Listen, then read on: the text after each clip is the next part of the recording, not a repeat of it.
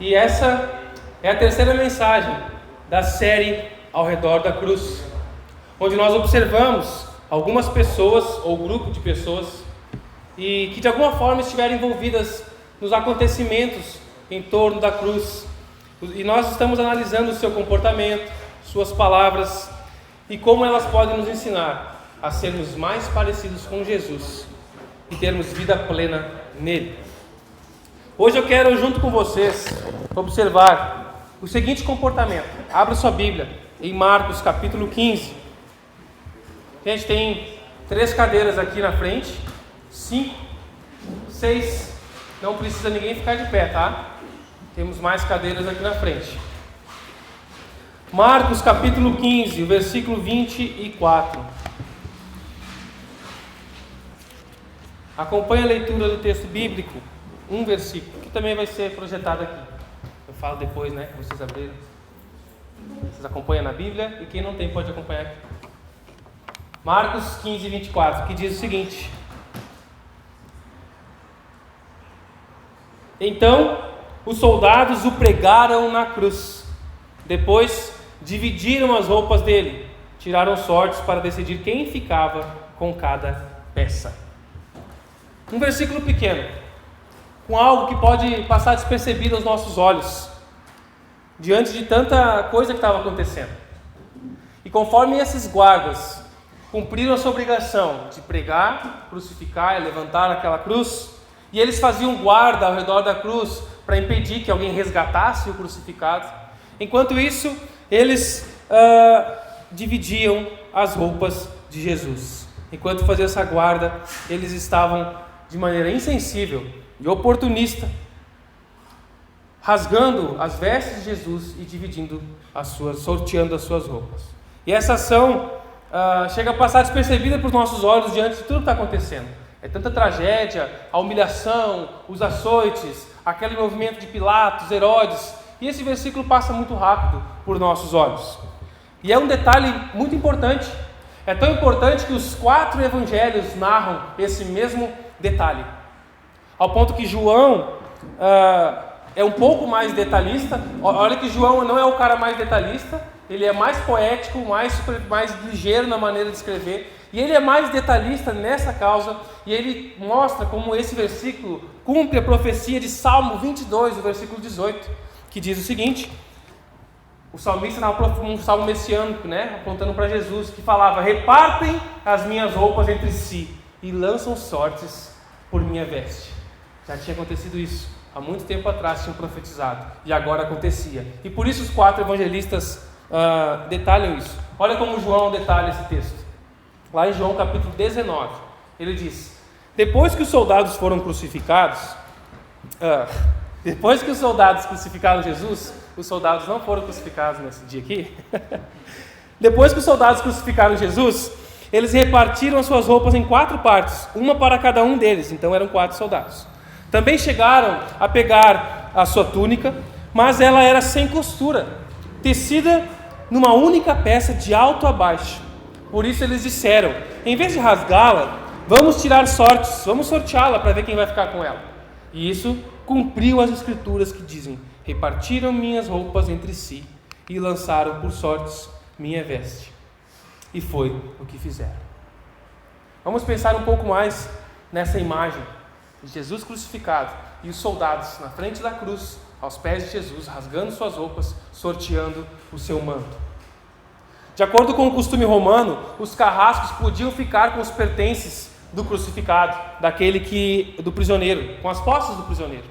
E na época de Jesus, a roupa de um judeu, ela era composta por um gorro ou um capuz, né? A gente vê tipo um capuz independente, sandálias, uma roupa de baixo, tipo uma cirola, assim, que alguns usavam, né? Que uma cinta de linho, um agasalho, que era chamada túnica, que é um tecido só, que tem um buraco para botar o pescoço e as mãos, e também um manto por cima, que é uma capa.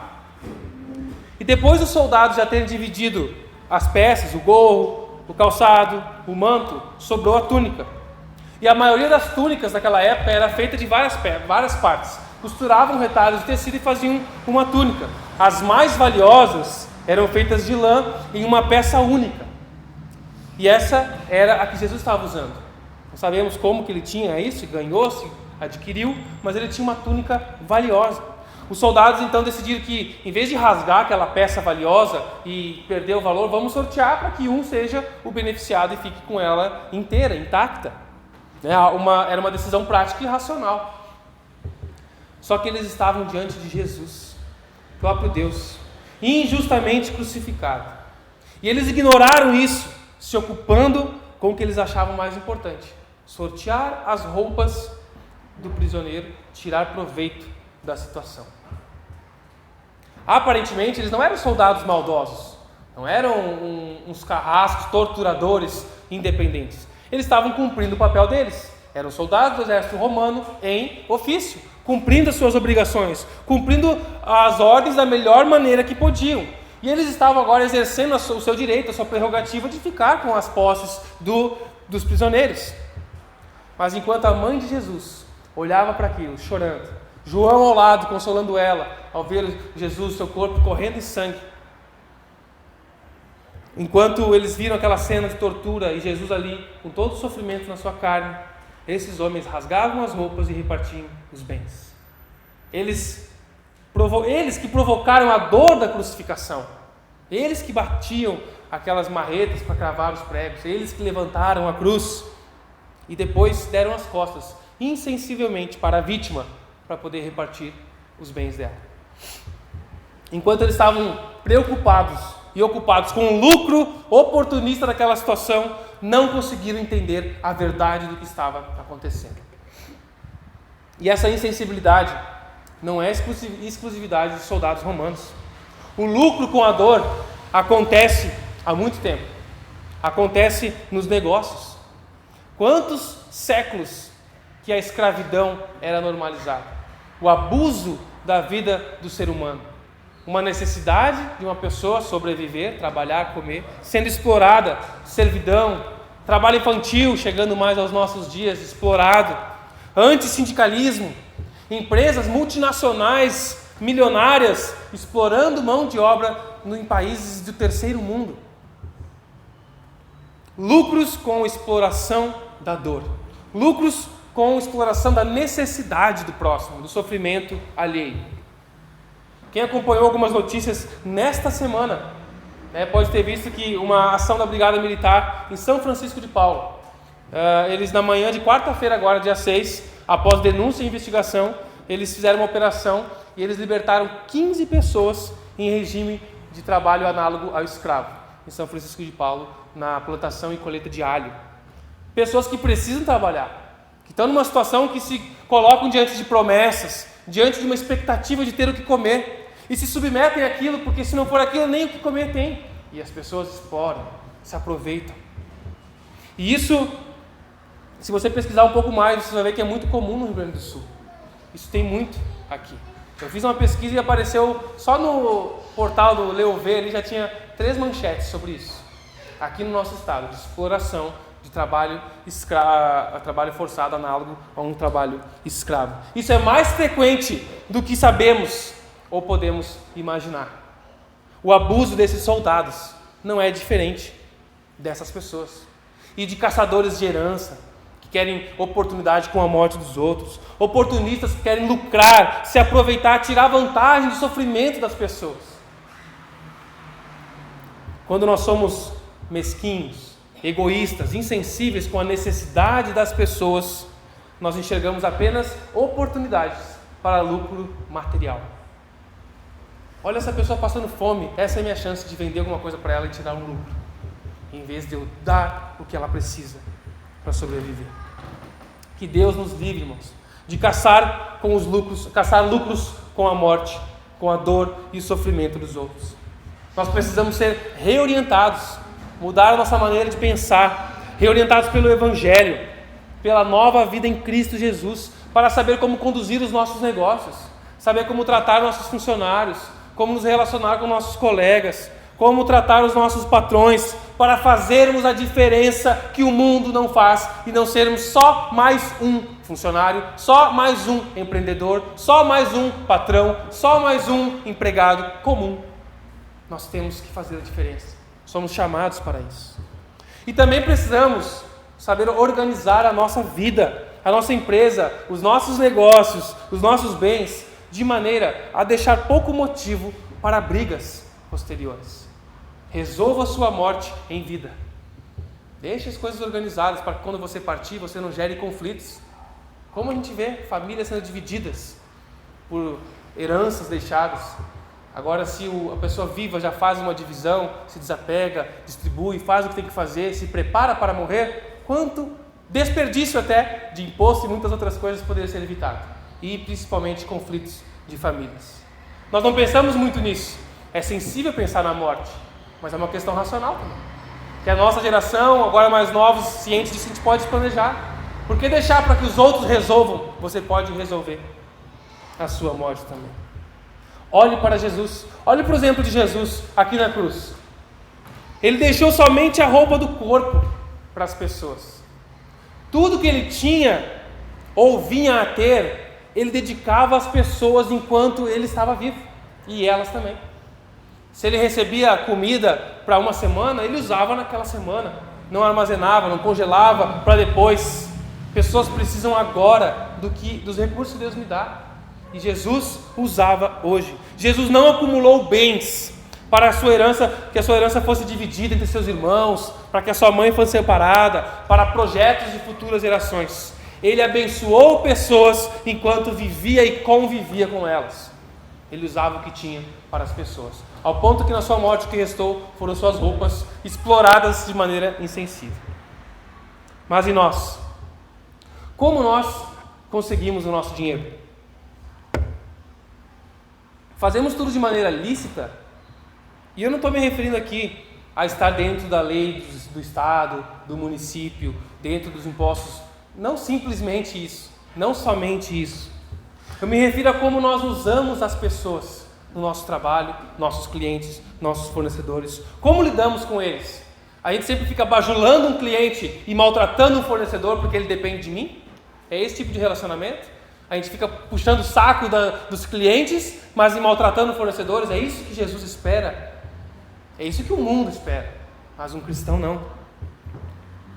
Estamos sempre barganhando tudo, aquela mania do gringo, barganhando, querendo explorar as pessoas, explorar as oportunidades, muitas vezes sem nem precisar.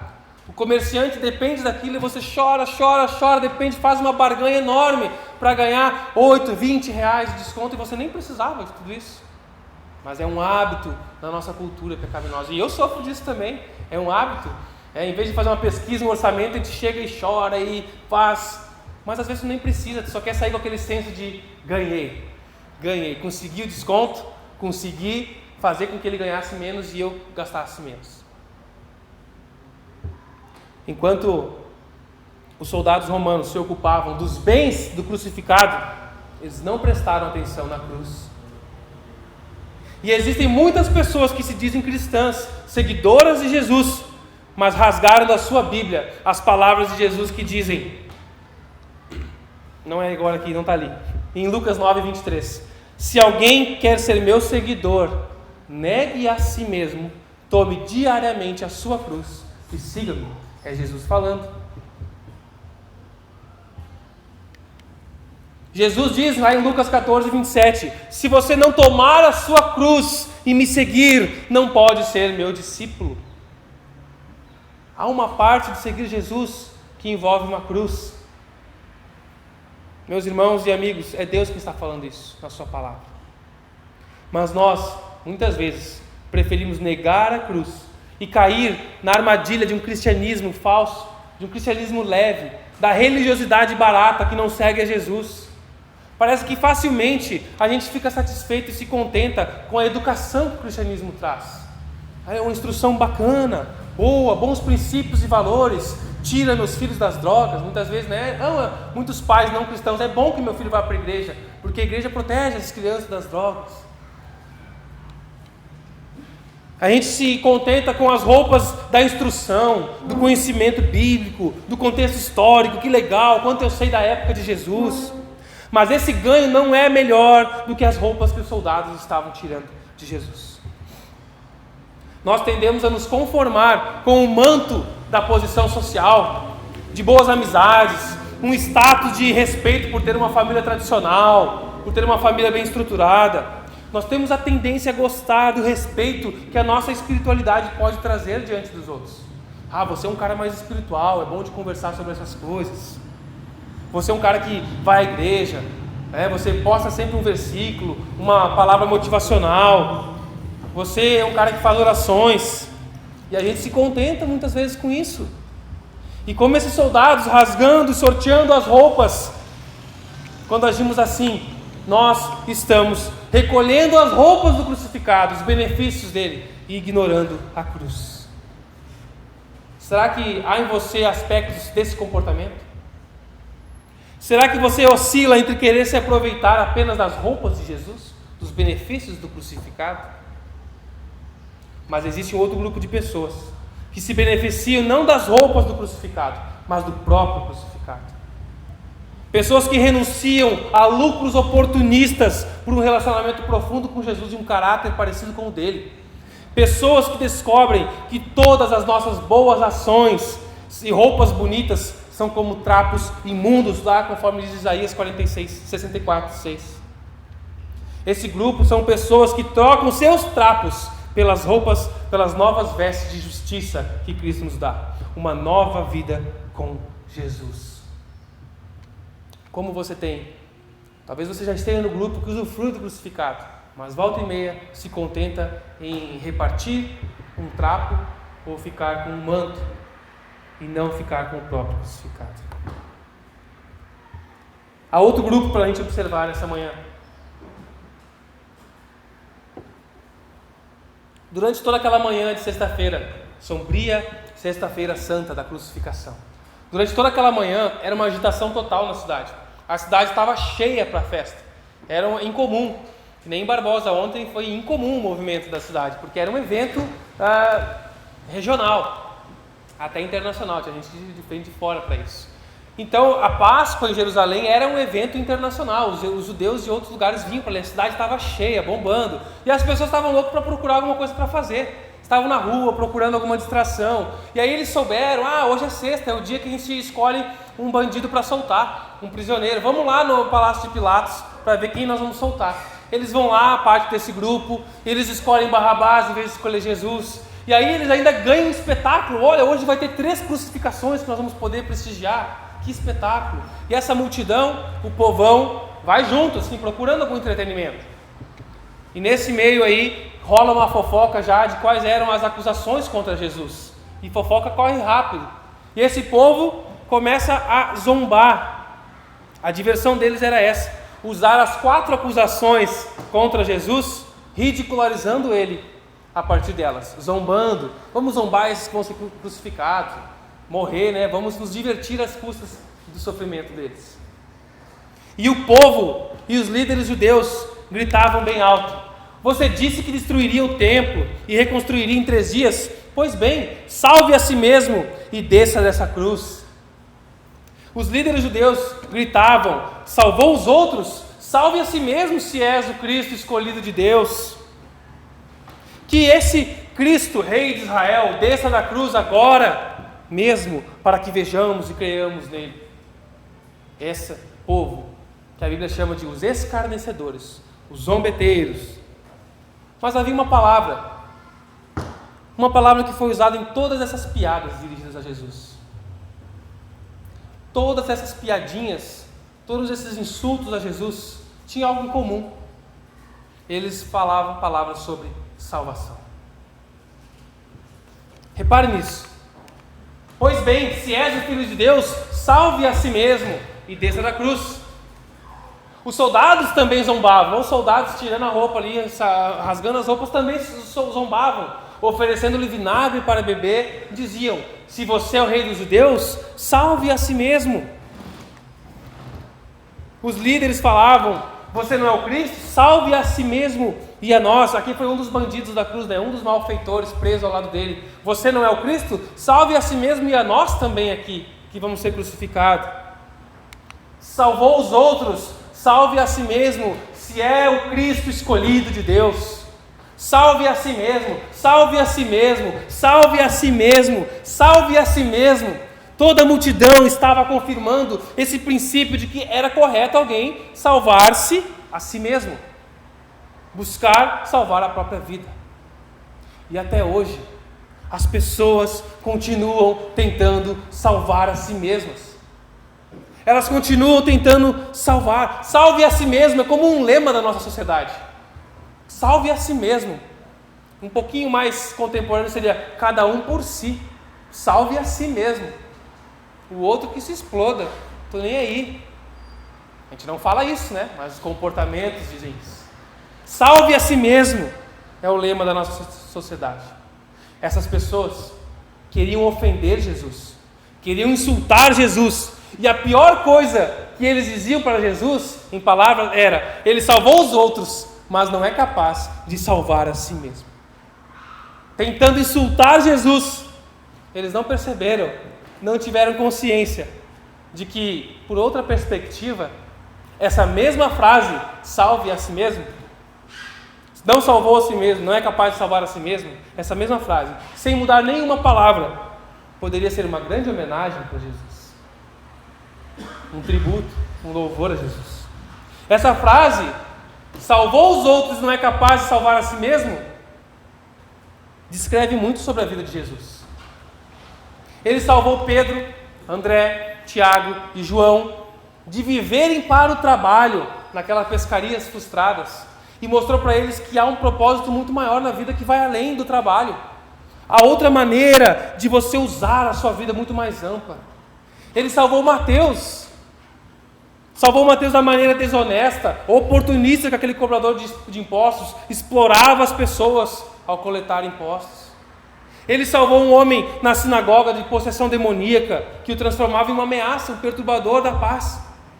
Ele salvou a sogra de Pedro de uma febre delirante. Salvou leprosos da lepra, salvou um paralítico das suas limitações, salvou a filha de Jairo, que estava já morta prematuramente, uma jovem. Salvou pessoas da cegueira, da epilepsia, da surdez. Ele salvou e curou muitas pessoas, e salvou-as ao introduzi-las no reino de Deus. Isso era uma verdade que resumia muito bem a vida de Jesus. Esses escarnecedores estavam dizendo muito mais do que sabiam que estavam falando. A palavra salvou é fundamental na obra de Cristo Jesus.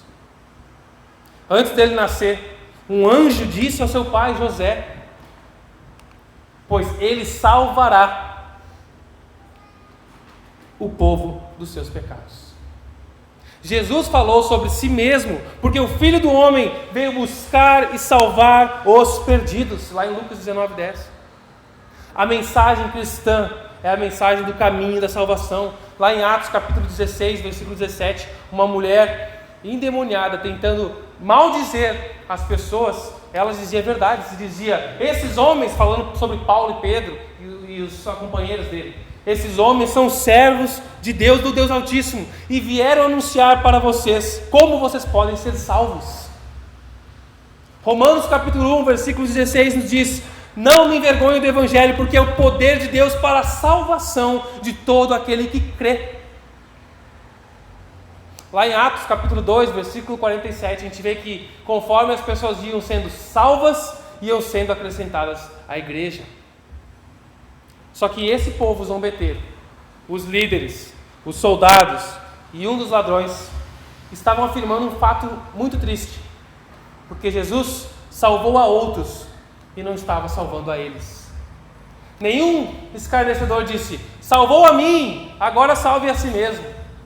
Não, eram pessoas que não usufruíram da salvação de Jesus.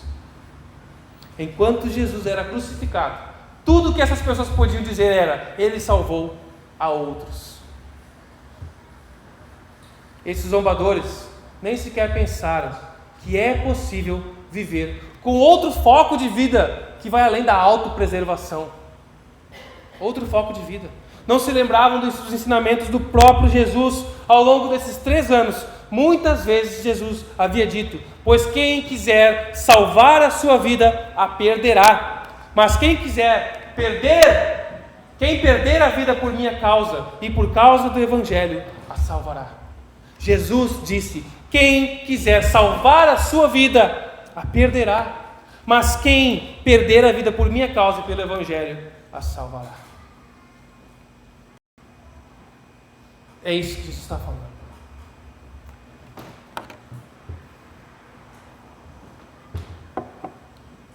Vocês já ouviram falar da lei da semente? A lei da semente, eu vou usar o exemplo do trigo. Existem 3 coisas que você pode fazer com o trigo. Ele pode ser armazenado, para servir armazenado, guardado em silos, né? Ele pode ser usado como matéria-prima para outros alimentos, ou ele pode ser plantado, né? Só que se você armazenar, você vai postergar o que você vai fazer com ele, que no final vai ser ou servir como matéria-prima para outros alimentos, ou plantar. Então no final nós ficamos com 2 opções do que se pode fazer com o trigo. O trigo pode ser usado como alimento ou como semente. Qualquer agricultor com os silos cheios pode desfrutar do seu trigo por um determinado período. Ou ele pode plantá-lo, onde ele vai ter um rendimento maior, um rendimento de mais de 100 vezes. Só que ele vai ter que guardar num lugar onde ele não pode ver, debaixo da terra. Ele vai aparentemente perder as suas sementes, para que ele possa ganhar mais, para que possa ser multiplicado. A vida do trigo se encerra quando ele é usado para o benefício imediato. Você faz a farinha, você faz um pão, você faz uma massa, você consome e acabou. Aquele trigo que foi moído acabou sendo consumido.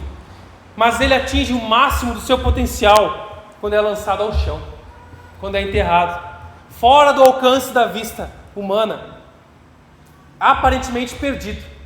Ele vai alcançar o máximo do seu potencial. Ele vai reproduzir, dar muito mais sementes. É isso que um grão pode fazer.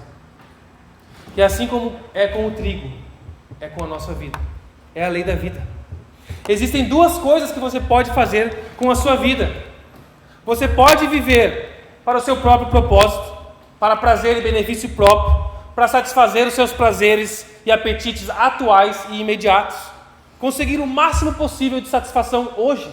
Conseguir o máximo que você consegue aqui. Você pode comer a sua vida. Você pode tentar salvar a sua vida ao consumi-la, ao conseguir o máximo de coisas aqui.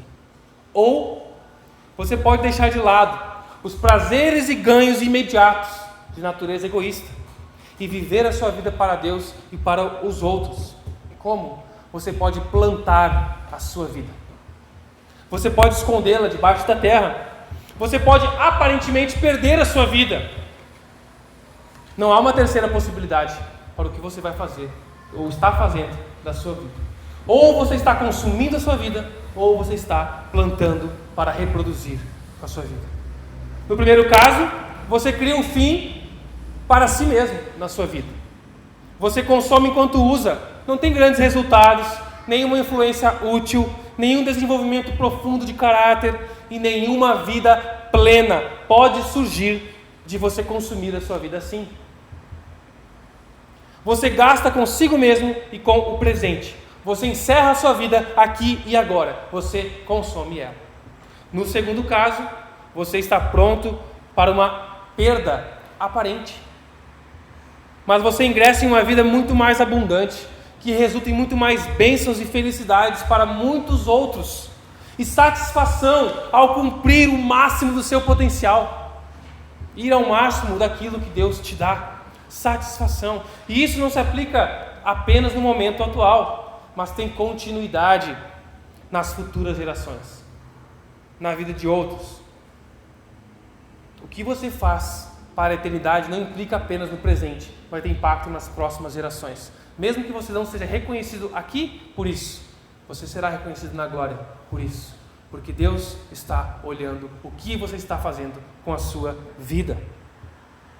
Como Jesus falou alguns dias antes de morrer, se você se apegar na sua vida, se você tentar se apegar a ela, você vai perdê-la, vai acabar. Mas se você abrir mão da sua vida por minha causa, você encontrará. É nele que nós encontramos o propósito pleno da nossa vida. A lei da semente é a lei da vida. Ele não salvou os outros. Ele não salvou a si mesmo. Não foi capaz de salvar a si mesmo, mas salvou aos outros. Enquanto Jesus era vivo, havia um grande benefício na sua vida. As pessoas próximas a ele usufruíam de cura, de alívio de sofrimento, de instrução, de aprendizado. Mas ainda assim, aparentemente, ele teve poucos resultados em vida. Até os próprios discípulos que andavam com ele, faziam perguntas depois da palestra, muitas vezes eles eram uma contradição viva de tudo que Jesus estava ensinando. No último momento, Pedro tirou a espada e foi para a agressão. Todo mundo fugiu. Pedro negou. Muitas vezes eles eram contradição do que Jesus estava ensinando. Eles tinham várias ideias, expectativas distorcidas. Mas quando Jesus morreu, algo mudou. Algo mudou quando ele ressuscitou. E que mudança! Nós podemos ver na cruz que era uma aparente perda. O Deus sendo crucificado, morrendo. Perdemos o nosso líder, perdemos o nosso Messias. Morreu, acabou. Mas não.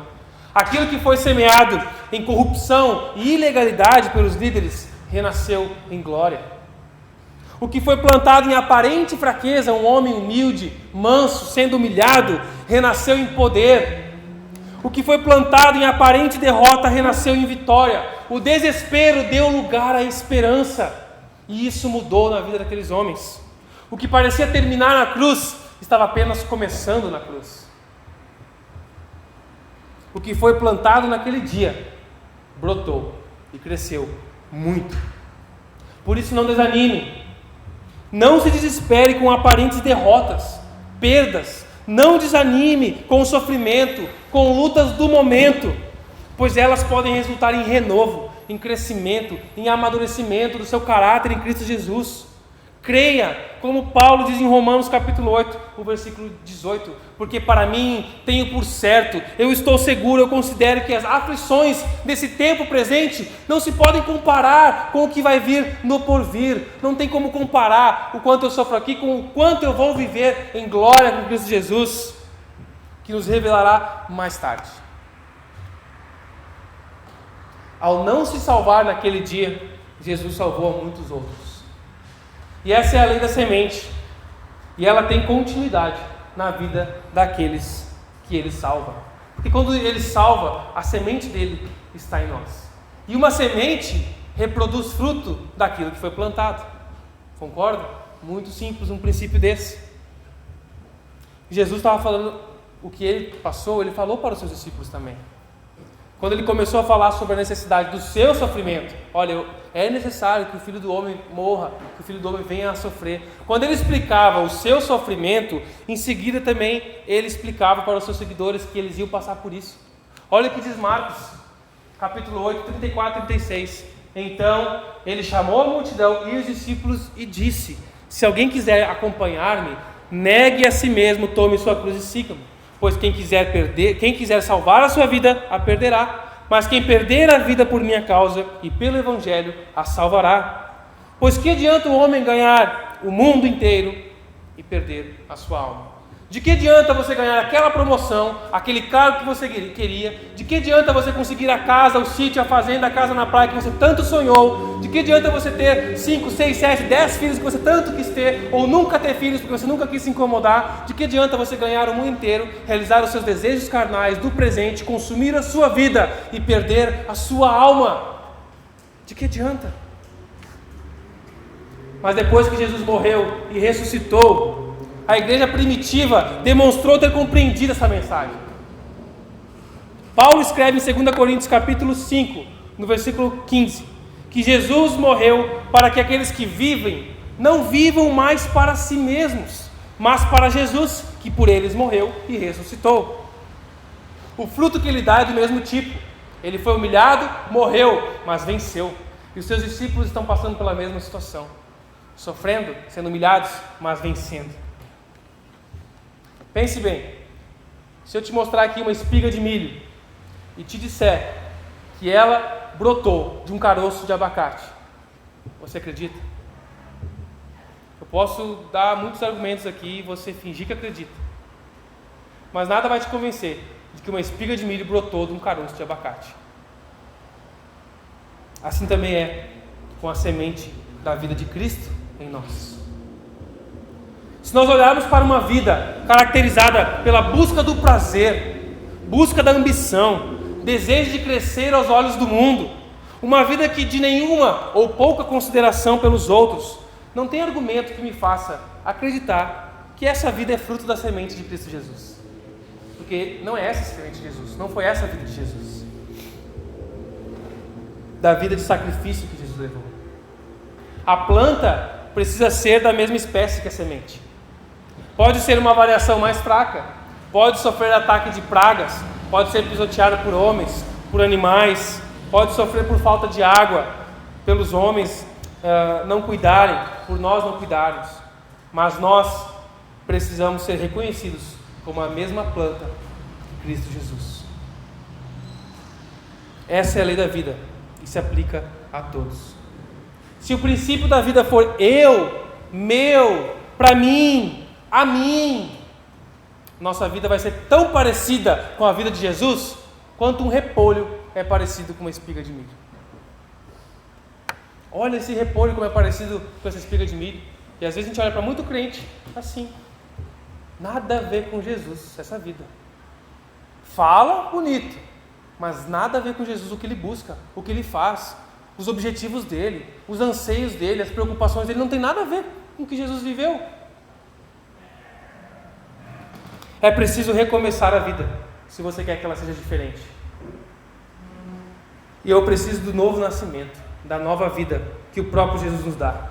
É preciso um compromisso mais sério e profundo com a palavra de Deus e com a missão que Ele nos dá.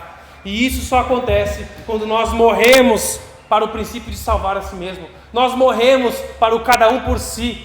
A semente para dar vida, ela precisa morrer e brotar para dar mais vida. Nós vamos ser plantados, escondidos aos olhos do mundo. Parece que não estamos prosperando, nos dando bem, mas nós estamos pensando na eternidade, em frutos que Jesus plantou em nós e que nós queremos plantar. E isso tem um custo, meus irmãos.